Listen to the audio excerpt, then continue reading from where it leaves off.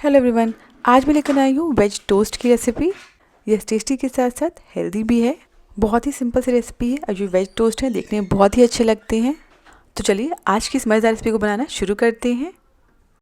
सबसे पहले बेसन का घोल बना लेंगे। एक बोल में 2 बड़े चम्मच बेसन ले लेंगे। तो मैंने यहाँ पे 2 ब्रेड के हिसाब से बेसन लिया है।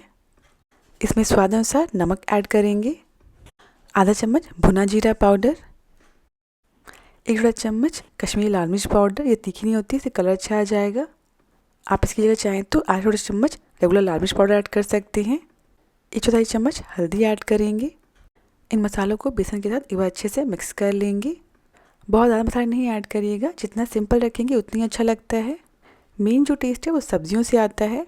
तो आप चाहें तो सिर्फ नमक हल्दी ऐड करें। अब इसमें थोड़ा सा पानी ऐड करके पानी को अच्छे से बेसन के साथ मिक्स कर लेंगे। थोड़ा सा पानी ऐड करिएगा क्योंकि इस घोल को हमें गाढ़ा रखना है। जैसे हम पकौड़ों के लिए घोल रखते हैं ना बेसन का, बिल्कुल वैसा ही रखना है। और अच्छे से फेंटिएगा, ज़रा भी लम्प्स ना रहें। और इसी के साथ सारी चीज़ें अच्छे से मिक्स हो गई हैं। हमारा बेसन का घोल बिल्कुल रेडी है। अब इसमें सब्जियां ऐड करेंगे। 2 चम्मच बारीक कटा हुआ प्याज, 2 चम्मच बारीक कटी हुई शिमला मिर्च, 1 चम्मच बारीक कटा हुआ गाजर और 1 चम्मच बारीक कटा हुआ चुकंदर ऐड करेंगे। थोड़ी सी बारीक कटी हुई धनिया पत्ती ऐड करेंगे और अब इन सभी को अच्छे से मिक्स कर लेंगे। सब्जियां अपने पसंद की इसमें ऐड कर सकते हैं। सब्जियां जितनी ज़्यादा ऐड करेंगे उतना ही टेस्टी और हेल्दी बनता है ये टोस्ट। आप चाहें तो इसमें थोड़ा सा पालक ऐड कर सकते हैं, फूल गोभी ऐड कर सकते हैं, बीन्स ऐड कर सकते हैं। इसी के साथ बेसन का मिक्सचर बिल्कुल रेडी है। नेक्स्ट एक ब्रेड ले लेंगे। मैंने यहाँ पे ओट्स हनी ब्रेड लिया है। आप इसे सिंपली ब्राउन ब्रेड या फिर मल्टीग्रेन ब्रेड ले सकते हैं। अब इस ब्रेड को हम इस तरीके से कट कर लेंगे। जो बीच का हिस्सा है ना, इसे हमें इस तरीके से कट करके अलग कर लेना है। ये जो बीच का हिस्सा है इसे भी इस्तेमाल करेंगे अपनी रेसिपी में। चलिए फटाफट से टोस्ट बना लेते हैं। पैन पर थोड़ा सा बटर रखकर अच्छे से फैला देंगे। गैस की फ्लेम को लो रखिएगा और इसके ऊपर ये जो ब्रेड की स्लाइस में रेडी की थी इसे रख देंगे। और इसके बीच में ये जो हमने बेसन की स्टफिंग बनाई है इसे रख देंगे और इसे अच्छे से हर तरफ फैला देंगे। बेसन का मिक्सचर है, पकने में थोड़ा समय लगता है, इसलिए धीरे धीरे पकाइएगा ताकि ये अंदर तक अच्छे से पक जाए। अब इसके ऊपर थोड़ा सा चीज़ रख देंगे। मैंने यहाँ पे घिसा मोज़रेला चीज़ लिया है। चीज़ बिल्कुल ऑप्शनल है।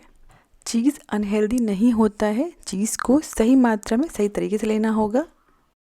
इसके ऊपर जो हमने ब्रेड की स्लाइस कट करके रखी थी ना, उसे रख देंगे और हल्के हाथ से प्रेस कर देंगे।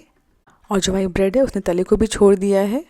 अब हम इसे पलट लेंगे। तो पलटने से पहले इसके ऊपर थोड़ा सा बटर रख देंगे। इसे आराम से उठाइएगा और उसके बाद हल्के हाथ से पलट लेंगे।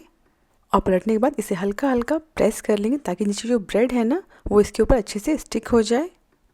ऐसा करने से जो ब्रेड है वो तो स्टिक हो जाएगी और दूसरी जो बेसन की लेयर है ना नीचे साइड से वो भी हल्की पक जाएगी। बस कुछ ही मिनटों में हमारा ब्रेड टोस्ट अच्छे से रेडी हो जाएगा।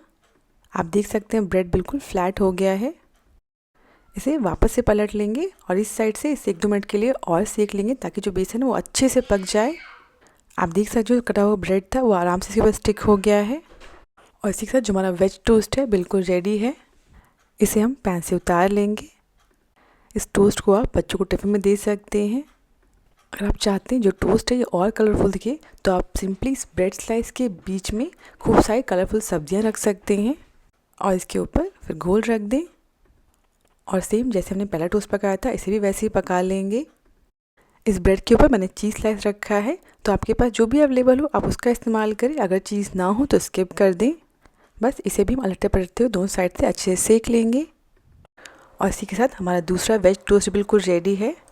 ये देखिए ये वेज टोस्ट कितना ज़्यादा कलरफुल बना है। बच्चों को देखने में काफ़ी ज़्यादा अच्छा लगेगा।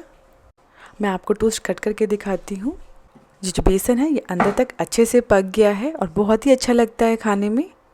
आप बनाकर देखिए, हर किसी को बहुत पसंद आएगा। अगर आपको रेसिपी पसंद आई हो तो प्लीज़ मेरे चैनल को सब्सक्राइब करना ना भूलें।